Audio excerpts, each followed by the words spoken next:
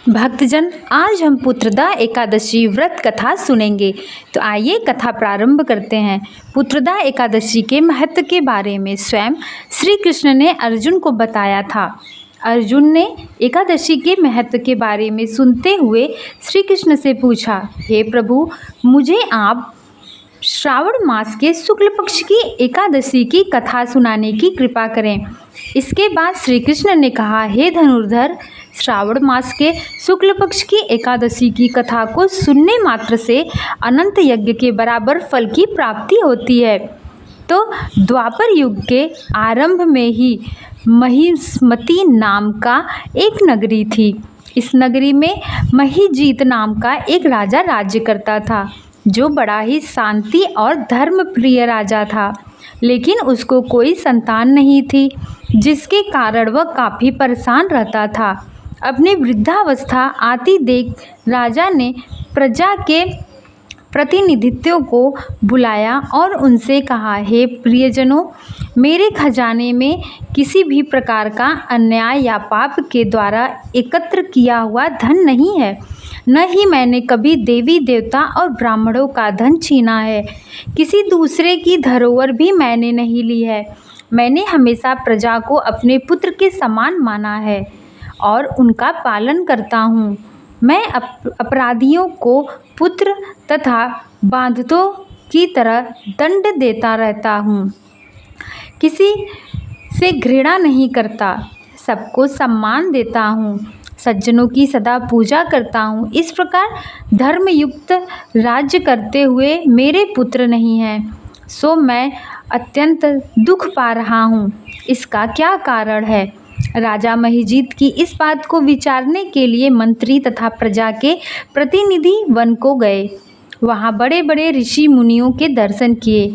राजा की उत्तम कामना की पूर्ति के लिए किसी श्रेष्ठ तपस्वी मुनि को देखते फिरते थे और खोजा करते थे। फिर काफ़ी दूर चलने के बाद जंगल में उन्हें एक आश्रम दिखाई दिया।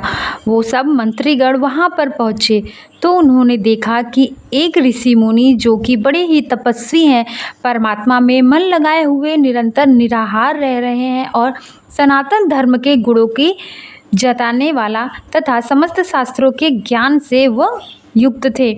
तो जाकर के उसी आश्रम में उसी ऋषि के पास वो सब मंत्रीगण खड़े हो गए और ऋषि को प्रणाम किया। उन लोगों को देखकर मुनि ने पूछा कि आप लोग यहाँ पे किस कारण आए हैं? निसंदेह होकर बताइए, मैं आप लोगों के हित में ही कार्य करूँगा।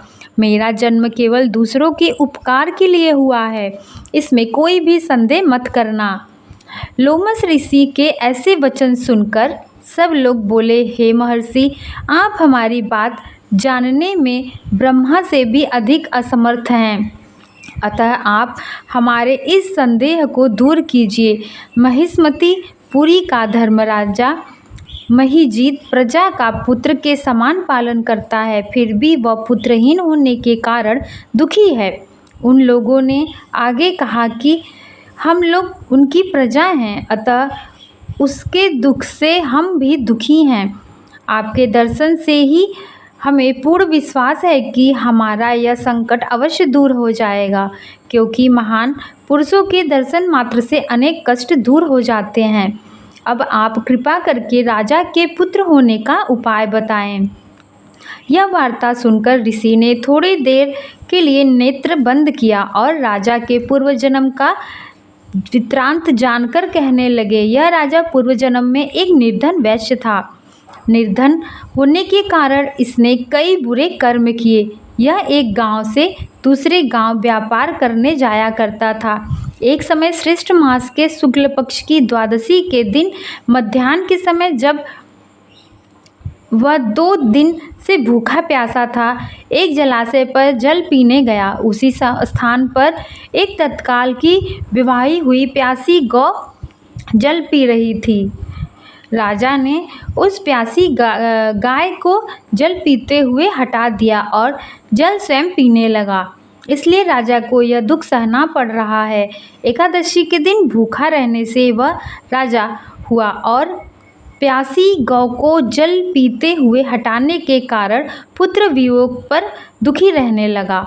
ऐसा सुनकर सब लोग कहने लगे, हे ऋषि मुनि, शास्त्रों में पापों का प्रायश्चित भी लिखा है, अतः जिस प्रकार राजा का यह पाप नष्ट हो जाए, आप ऐसा उपाय बताइए। लोमस मुनि कहने लगे, श्रावण शुक्ल पक्ष की एकादशी को, जिसे पुत्र एकादशी तथा पुत्रदा एकादशी भी कहा जाता है, तुम सब लोग व्रत रखो और रात्रि को जागरण करो, तो राजा भी इसके साथ व्रत रखेगा और वह भी पूरी रात जागरण करेगा, जिससे राजा का यह पूर्व जन्म का पाप अवश्य नष्ट हो जाएगा। साथ ही राजा को पुत्र की आवश्यक प्राप्ति होगी। लोमस ऋषि के ऐसे वचन सुनकर मंत्रियों सहित सारी प्रजा नगर को वापस लौट आई और जब श्रावण शुक्ल पक्ष की एकादशी आई तो ऋषि के आज्ञा अनुसार सबने पुत्रदा एकादशी का व्रत किया और रात भर जागरण भी किया। इसके पश्चात द्वादशी के दिन इसके पुण्य का फल राजा को दिया गया। उस पुण्य के प्रभाव से रानी ने गर्भ धारण किया और प्रसव काल समाप्त होने पर उसने एक बड़ा तेजस्वी पुत्र उत्पन्न हुआ।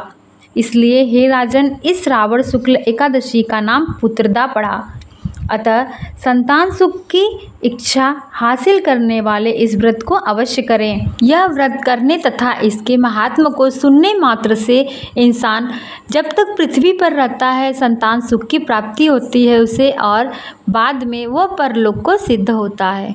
तो मिलकर सभी बोलिए ओम विष्णुआय नमः। विष्णु भगवान की जय।